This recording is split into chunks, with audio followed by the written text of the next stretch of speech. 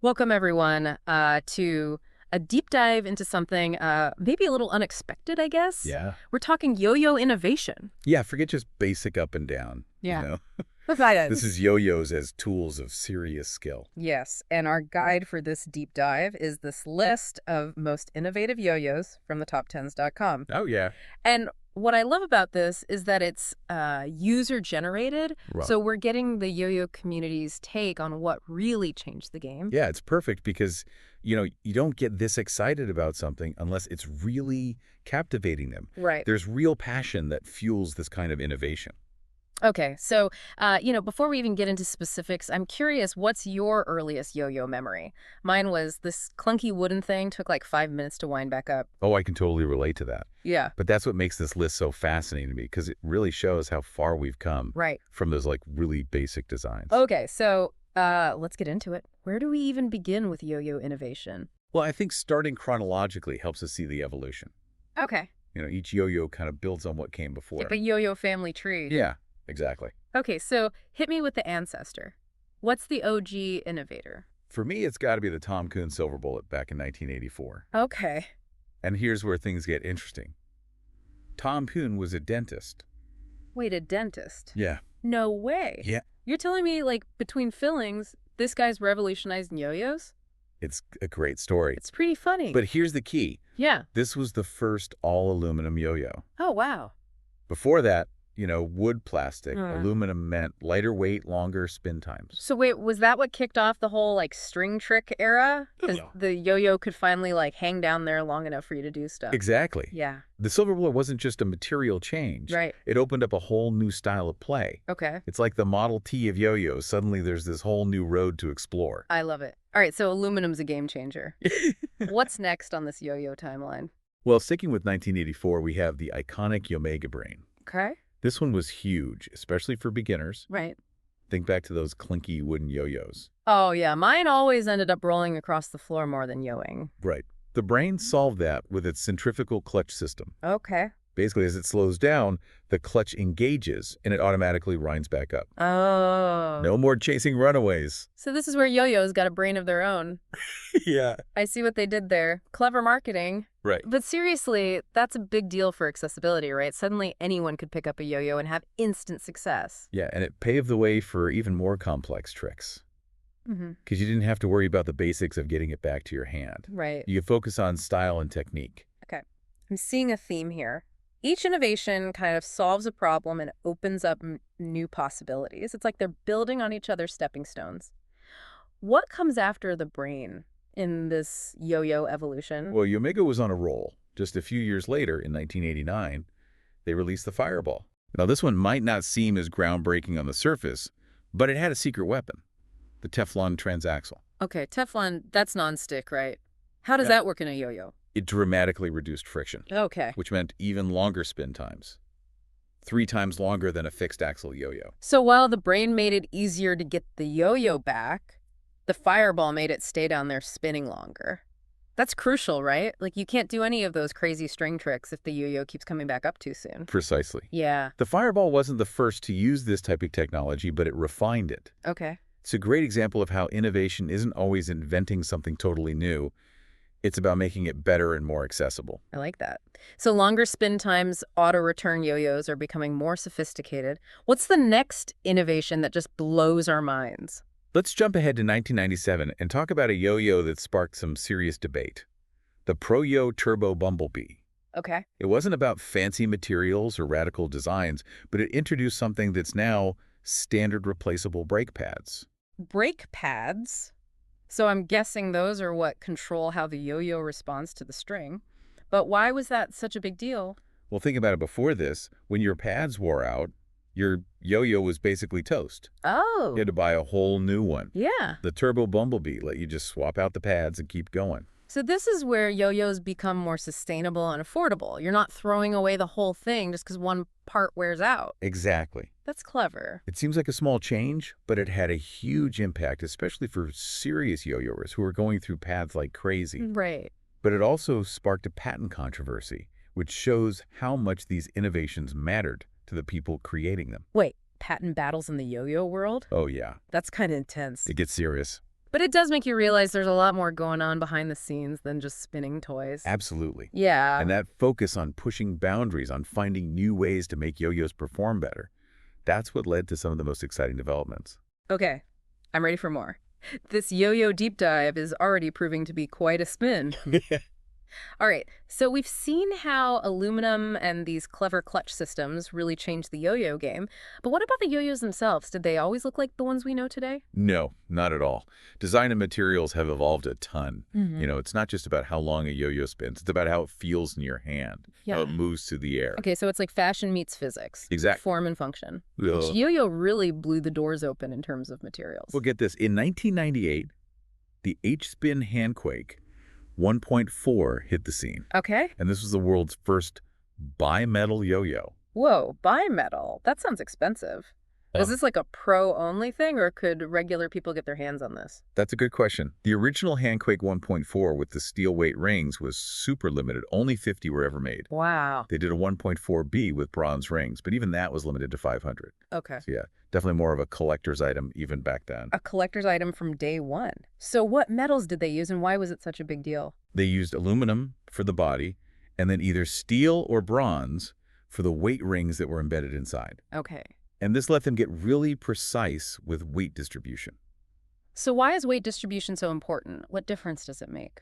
Think of it like this. The right weight distribution means the yo-yo spins longer, but it also makes it more stable and predictable. Right. It's not just spinning. It's spinning smoothly and doing what you want it to do. So this is where things get super technical. Like, you need to understand physics to appreciate the handquake. You don't need a physics degree, but it helps. The point is, the Handquake wasn't just a cool design. It was a performance breakthrough. Okay. It showed what was possible when you really started thinking about materials and weight.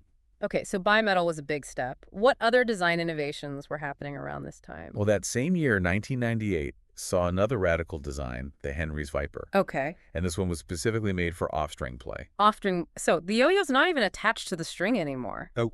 That sounds insanely difficult. It is. But that's where the Viper's design came in. It had this aluminum hub with big rubber shells shaped like a butterfly.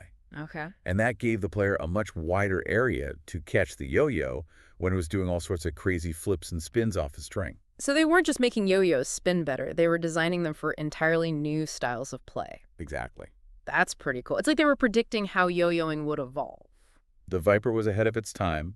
It showed that yo-yo design could be just as creative and innovative as the tricks themselves. Yeah. It wasn't just a tool, it was a partner in pushing the boundaries. All right, so we've got bimetal for performance, special shapes for off-string. What other material innovations shaped the yo-yo world? Well, let's not forget the Yo-Yo Jam Spin Factor released in 2000. Okay. This one might not seem as flashy, but it introduced something that's still widely used today. Composite materials. Composite material, so like carbon fiber or something. What's so special about that? Not quite carbon fiber, but you're on the right track. Oh, yeah. The Spin Factor combined a plastic body with metal weight rings. It was a way to get great performance without the cost of an all-metal yo-yo. Yeah. So it's about making innovation more affordable. That's a big deal because not everyone can afford a top-of-the-line limited edition yo-yo. Exactly. Yeah. The Spin Factor showed that you can make a really good yo-yo without breaking the bank. And that opened up the hobby to even more people. I love that. That's like the Spin Factor democratized yo-yo innovation. So we've gone from basic wood to aluminum to bimetal to composite.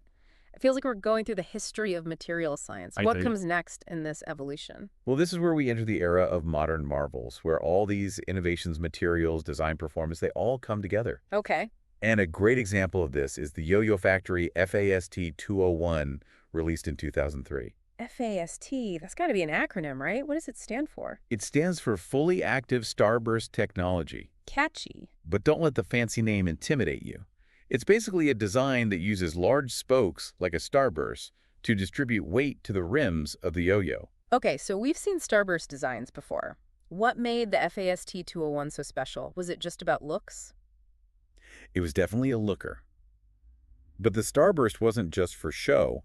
It maximized spin time. And here's the real innovation. The FAST 201 was also the first yo-yo with adjustable responsiveness. Adjustable responsiveness. Now that sounds interesting. Break that down for me. What does it mean and why was it such a big deal?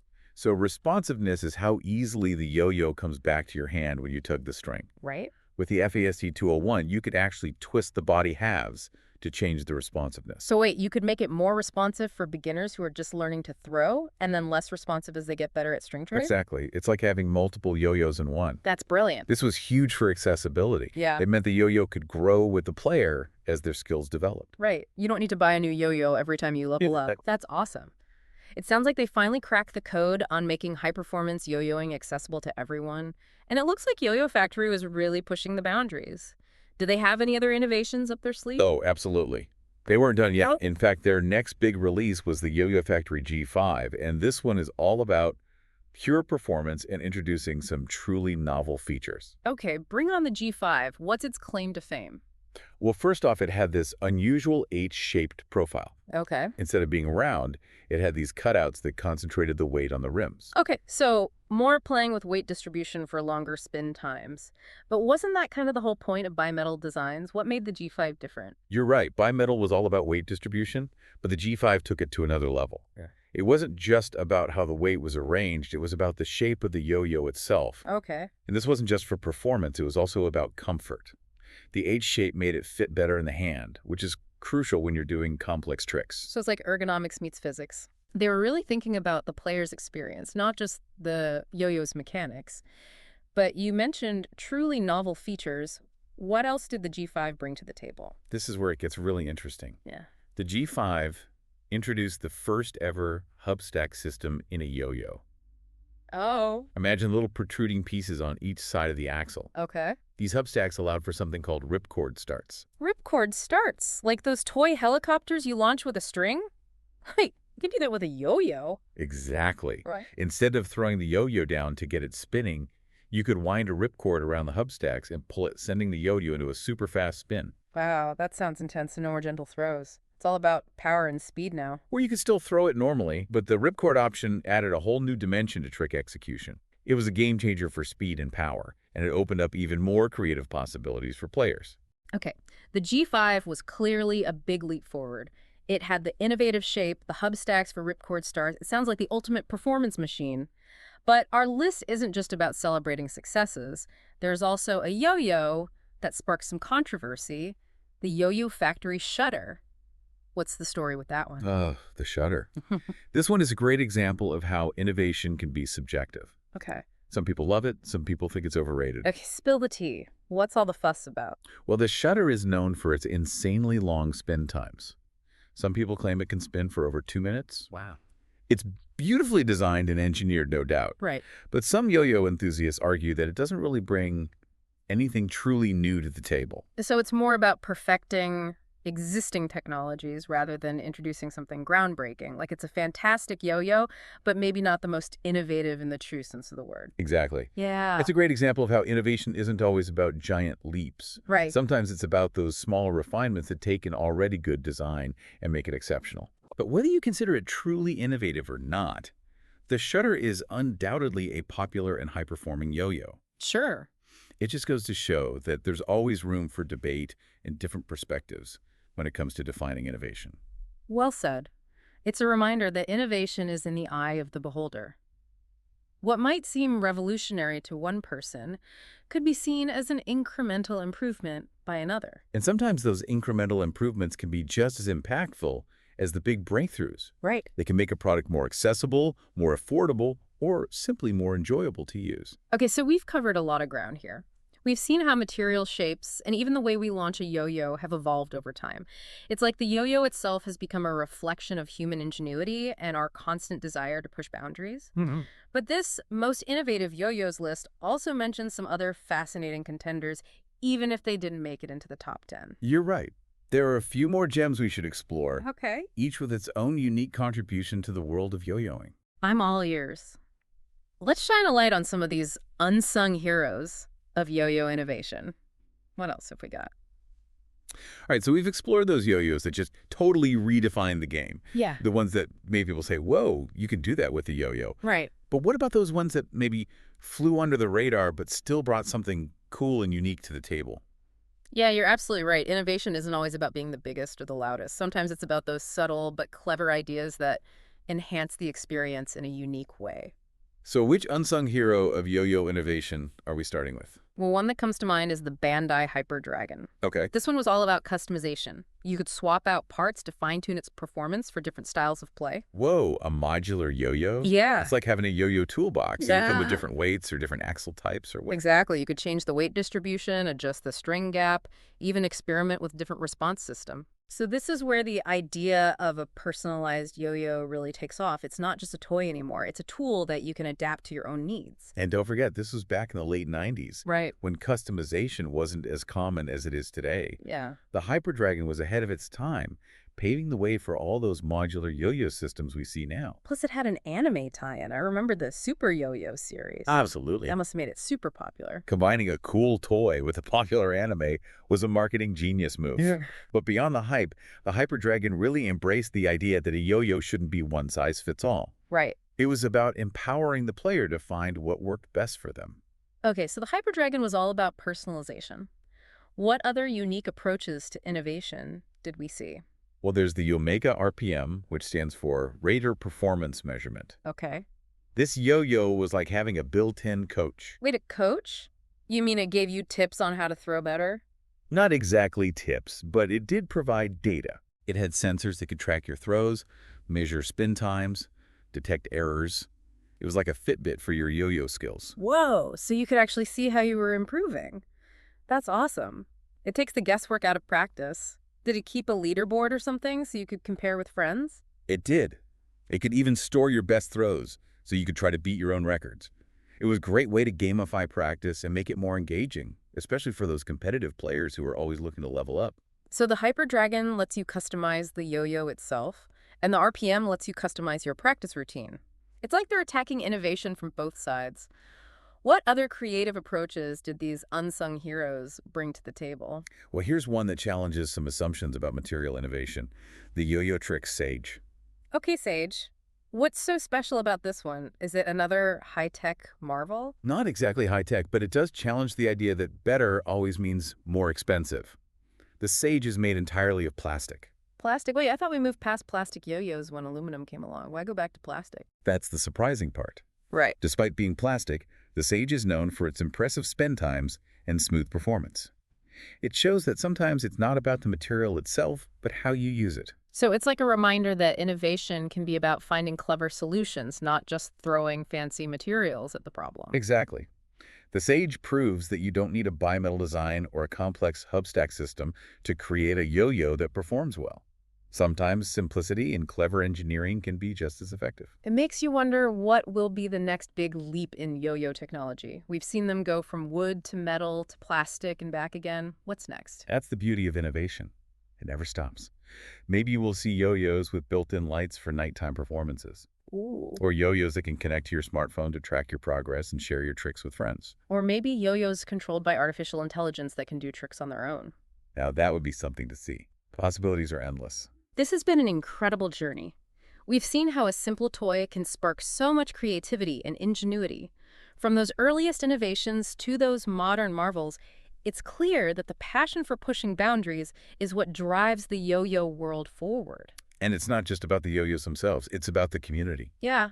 of players, inventors, and enthusiasts who are constantly pushing each other to explore new ideas and find new ways to play. So to all our listeners out there, the next time you see a yo-yo, don't just see a spinning toy. See a symbol of human creativity, a testament to our endless fascination with play, and a reminder that innovation can come from anywhere, even the most unexpected places. And who knows, maybe you will be the one to invent the next yo-yo sensation. That's a wrap on our yo-yo adventure. Keep spinning, keep innovating, and keep those yo-yos flying high.